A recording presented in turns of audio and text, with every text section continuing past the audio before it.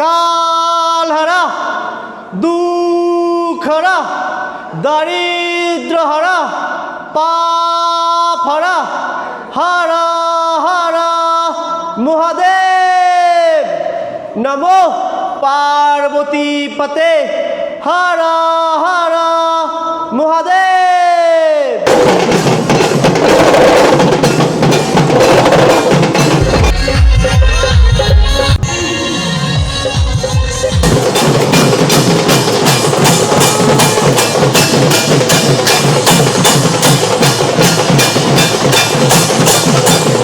আজকের কিন্তু এটি ছিল আমাদের উপরি পাওনা। কিরকম লাগছে এখানে? ভালো, খুব ভালো। আজ এসে খুব ভালোই লাগছে, খুব ভালো। আমরা প্রত্যেক বৃহস্পতিবারই আসি। অবশ্যই ভীষণ ভীষণ ভালো লাগছে। আপনি কি কখনো এমন এক মন্দির দেখেছেন যা 300 একর জমির উপর দাঁড়িয়ে আছে? কিন্তু অনেকেই সেই মন্দিরের কথা জানে না। এটি হলো সেই মন্দির যেটি মায়াপুর ইস্কন মন্দিরের পর বাংলার মাটিতে গড়ে উঠেছে এক বিশাল মন্দির, যা উচ্চতায় আর বিশালতার দিক থেকে অনেক বড়, যেটি বারুইপাড়া স্টেশনের কাছে বনমালীপুর গ্রামে অবস্থিত, যেখানে এক শান্ত গ্রামে মাথা তুলে দাঁড়িয়েছে ব্রহ্মদত্ত ধাম। চলুন এই ভিডিওর মধ্য থেকে তোমাদের ঘুরে দেখাবো 300 একর জমির উপর গড়ে ওঠা এই ব্রহ্মধামকে। একদিনের ট্যুরে কলকাতার কাছে প্রাকৃতিক সৌন্দর্য আর ধর্মীয় পরিবেশকে একসাথে উপভোগ করার সেরা ডেস্টিনেশন, যেখানে আসলে আপনারা পাবেন চারিপাশে সবুজ শান্ত পরিবেশ এবং কিচিরমিচির পাখির ডাক। কলকাতা থেকে কোন ট্রেনে এই ধর্মীয় স্থানে পৌঁছাবেন এবং ভগবান দর্শনের নতুন নিয়ম কি রয়েছে এবং সম্পূর্ণ বিনামূল্যে মহাপ্রভুর প্রসাদ কিভাবে পাবেন, তার সম্পূর্ণ তথ্য নিয়ে থাকছে আজকের এই ভিডিওটি। হেই গাইস, সকলকে গুড মর্নিং। আজ 19শে ফেব্রুয়ারি 2026 বৃহস্পতিবার।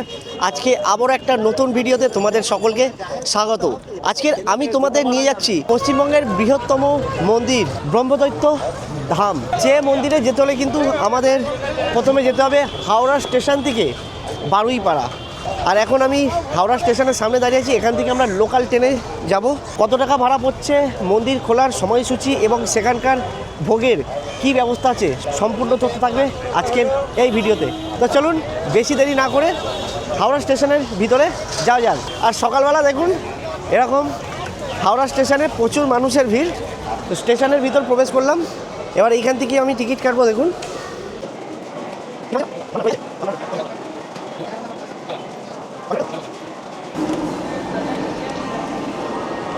প্রত্যেকটা স্টেশনে কিন্তু এই জিনিসটা খুব ভালো করেছে, লাইনে দাঁড়ানোর কোনো ঝঞ্ঝট নেই, নিজেই টিকিট কেটে নিলাম। হাওড়া স্টেশনের ভিতরে প্রবেশ করলাম। প্রবেশ করতে কিন্তু আমাদের ট্রেন দিয়ে দিয়েছে 7 নম্বর প্ল্যাটফর্মে।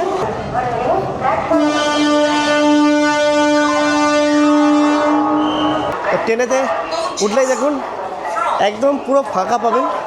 হাওড়া থেকে বারুইপাড়া আসার জন্য বেশ কিছু লোকাল ট্রেন আছে, যেমন হাওড়া বর্ধমান কট local, Mashagram local, Belmuri local, Baruipara local এবং গুরপা লোকাল।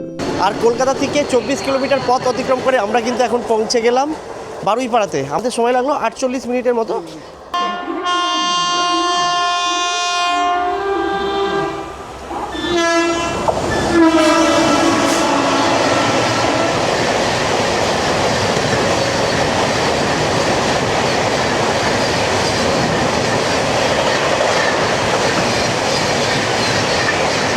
আমরা এখন চলে আসলাম 1 নম্বর প্ল্যাটফর্মে। 2 নম্বর প্ল্যাটফর্মে এই যে ব্রিজটা দেখছেন, এই ব্রিজের উপর থেকেই আমরা আসলাম।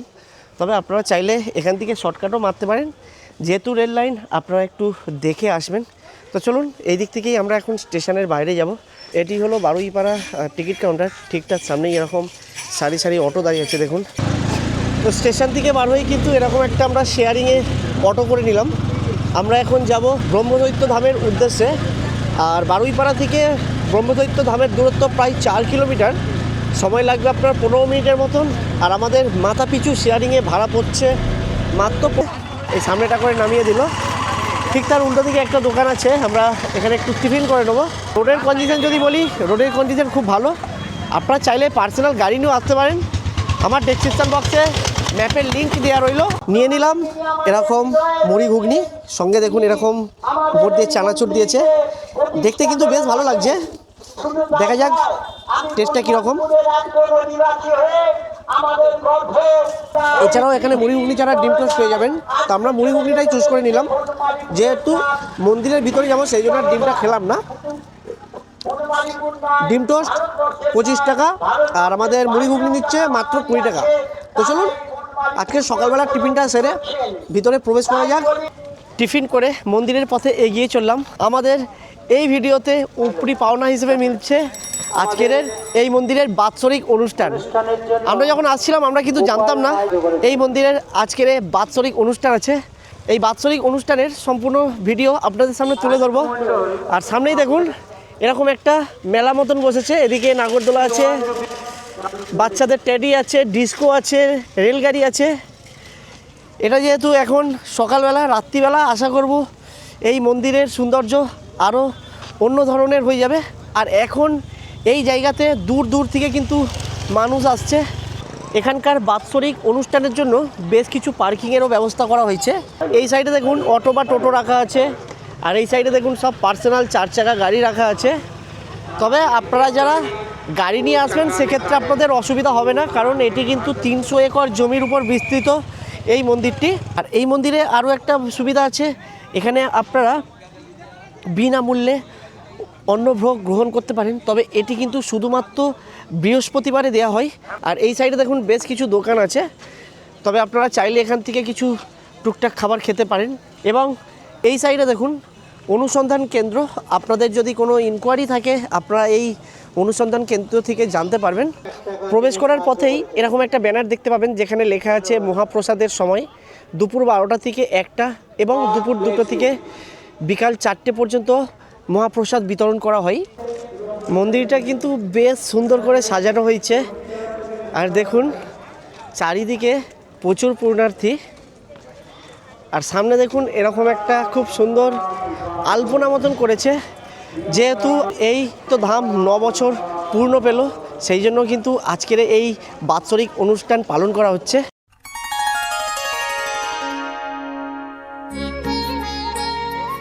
এটি হলো মন্দিরের মূল প্রবেশদ্বার, ঠিক তার বাম দিকেই আছে জুতো রাখার ঘর। এবং মন্দিরের গেটের সামনেই কিন্তু এরকম প্রসাদের দোকান আছে, আপনারা চাইলে এখান থেকে প্রসাদ কিনতে পারেন।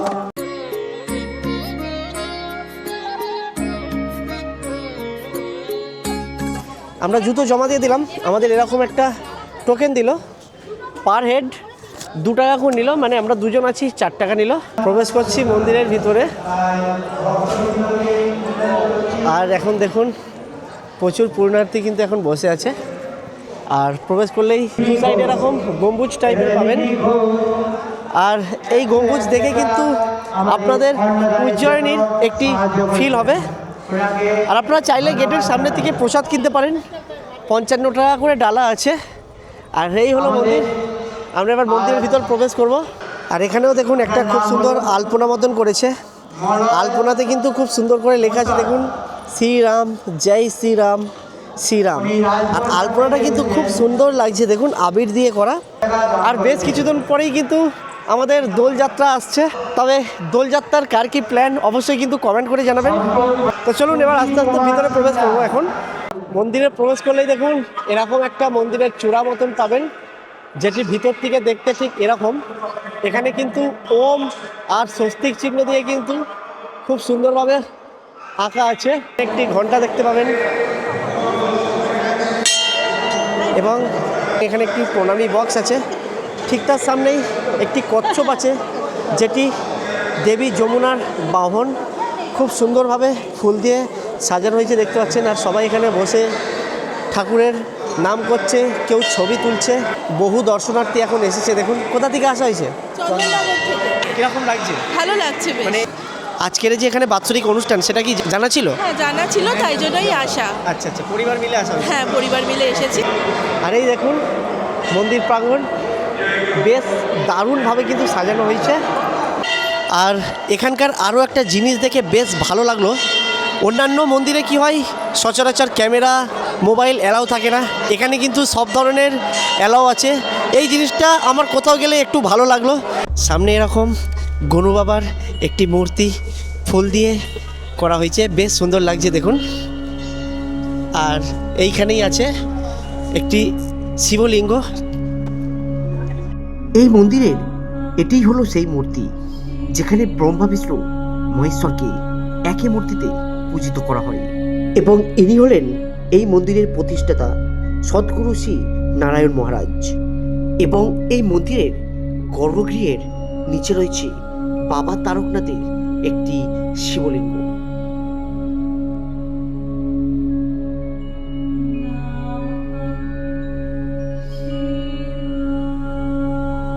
এবং এই মন্দিরের মূল গর্ভগৃহের ডান দিকে রয়েছে কপিলমুনির বিগ্রহ এবং বাম দিকে রয়েছে গনু বাবার একটি বিগ্রহ।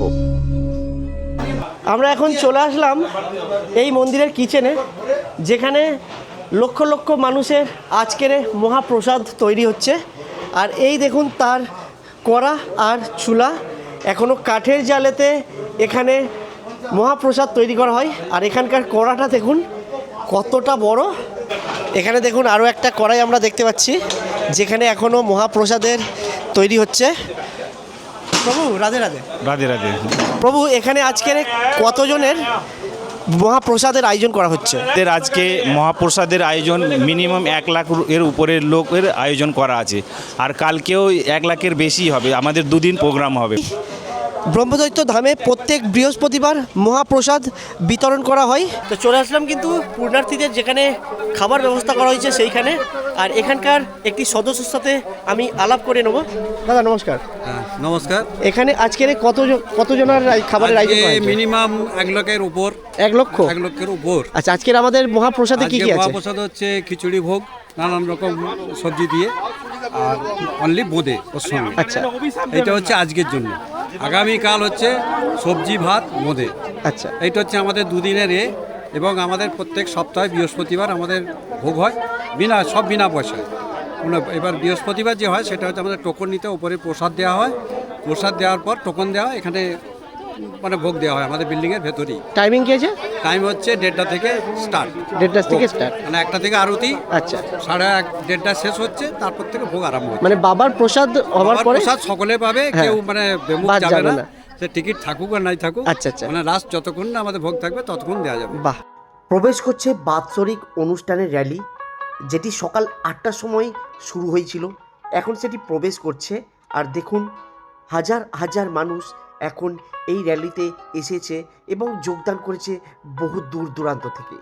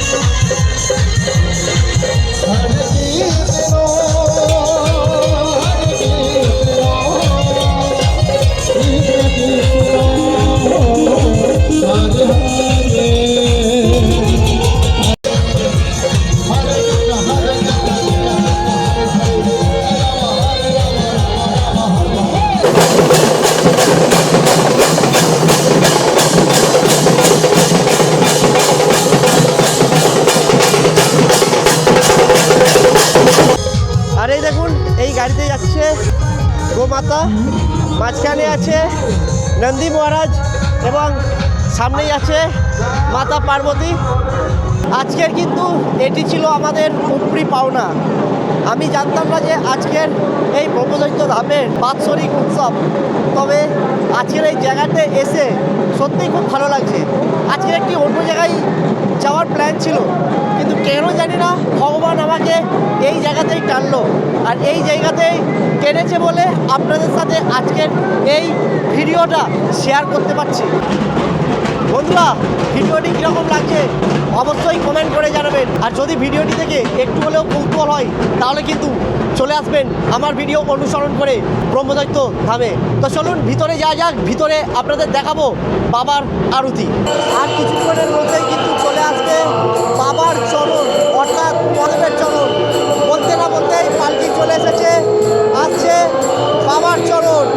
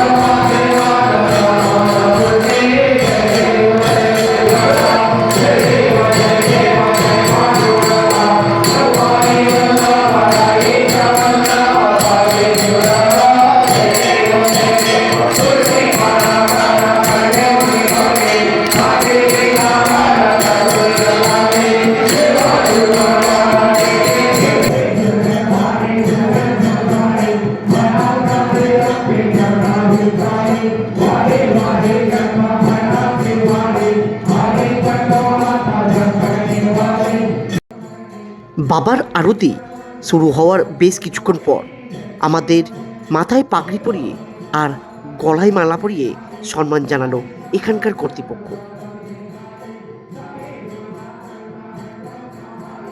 এরকম প্রথম পাখি করলে সম্মান দিল, খুব ভালো লাগলো এই জায়গাটি এসে।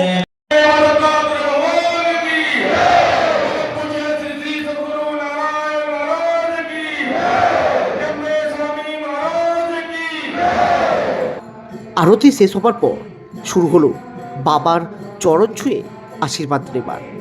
এই আশীর্বাদ নেবার পরেই এবার শুরু হবে মহাভোগ বিতরণ।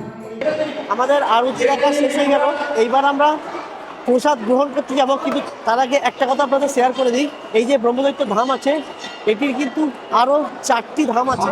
সেটি দেখুন এখানে লেখা আছে। প্রথম ধাম আছে শিবদত্ত ধাম, যেটি আছে মধ্যপ্রদেশে, এবং দ্বিতীয় ধামটি আছে দেখুন অনুসহা দত্ত ধাম কন্যাকুমারী, এবং তৃতীয় ধাম যেটা আছে সেটি হলো ব্রহ্মদত্ত ধাম কলকাতাতে। চতুর্থ যে ধামটি আছে সেটি হলো পত্নী দত্ত ধাম উত্তরাখণ্ডে। এই ব্রহ্মদৈত্যর 4টি ধাম 4টি রাজ্যে অবস্থিত। এবং আপনারা যদি এই মন্দিরে বৃহস্পতিবারে আসেন তাহলে এইখানেই কিন্তু কুপন দেওয়া হয় মহাপ্রসাদের জন্য। তো চলুন দেখা যাক আজকের মহাপ্রসাদের কী বন্দোবস্ত আছে সকল পুণ্যার্থীদের জন্য। তো ফাইনালি কিন্তু বসে গেলাম মহাপ্রসাদ গ্রহণ করতে। আর টেম্পারেচার যদি বলি এখন 29, বেশ ভালো গরম লাগছে। আর মাথায় পাগড়িটা যে পরিয়ে দিয়েছে না, ইচ্ছা করছে এক্ষুনি খুলে ফেলতে, কিন্তু আমাদের এটি পরে সম্মান দিয়েছে, সুতরাং এই ভিডিওটা শেষ করার পরেই খুলবো, তার আগে খুলবো না। তো চলুন এখানকার মহাপ্রসাদ গ্রহণ করা যাক। তো আজকের মহাপ্রসাদে আমাদের আছে খিচুড়ি আর বোঁদে, সাথে এরকম একটা জল দিচ্ছে। তবে এখানে আরও একটা কথা আপনাদের বলি, এখানে কিন্তু দুটো সিস্টেম আছে, একটা হলো ভিআইপি এবং একটা হলো জেনারেল। তো চলুন খাওয়া যাক। মহাপ্রসাদ গ্রহণ করে আমরা এবার রওনা দেব আমাদের ঘরের উদ্দেশ্যে। তবে তার আগে একটা কথা বলবো, আপনারা যারা আমার এই ভিডিও দেখে অনুসরণ করে আসবেন, চেষ্টা করবেন সকাল সকাল আসান আর দর্শন করে আপনারা এই মন্দির ভালোভাবে ঘুরে যাবেন। এবং এই মন্দির চত্বরটা এতটাই বড় আপনারা মহাপ্রসাদ গ্রহণ করার পরে এই মন্দিরে একটু বসে বিশ্রাম নিতে পারেন। কিরকম লাগে দিদি? খুবই ভালো লাগছে, দারুণ সুন্দর সাজিয়েছে, খুবই ভালো লাগছে। না না, আগেও এসেছিলাম কিন্তু এই অনুষ্ঠানে আসিনি। ফাইনালি আমাদের ব্রহ্মদৈত্য ধাম দর্শন করা হয়ে গেল। এবার আমরা মন্দিরের বাইরে চলে আসলাম। আর আমাদের যে জিনিসটা দিয়ে সম্মান করেছে সেই জিনিসটা কখনো অযত্ন করা উচিত নয়। এই মাথার পাকড়িটার কথা বলছি। তো চলুন এই মাথার পাকড়িটা এবার একটু খোলা যাক, অনেকটা গরম লাগছে। আর এই মাথার পাগড়িটা পরে কীরকম লাগছিল অবশ্যই কমেন্ট করে জানাবেন।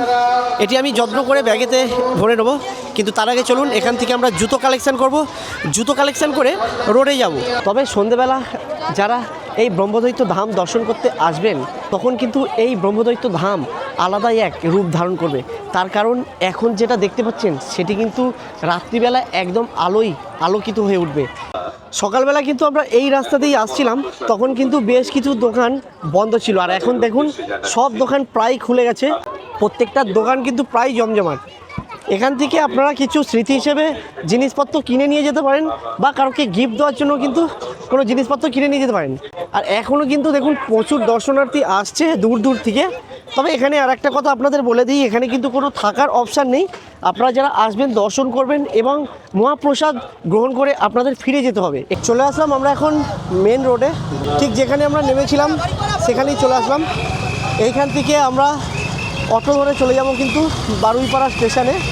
ঠিক যেমনটি এসেছিলাম সেরকম করেই আমরা আমাদের ঘরের দিকে রওনা দিচ্ছি। ভিডিওটি যদি ভালো লাগে প্রচুর শেয়ার করবেন, এবং আপনাদের যদি কোনো মতামত থাকে আমাকে অবশ্যই কমেন্ট করে জানাবেন।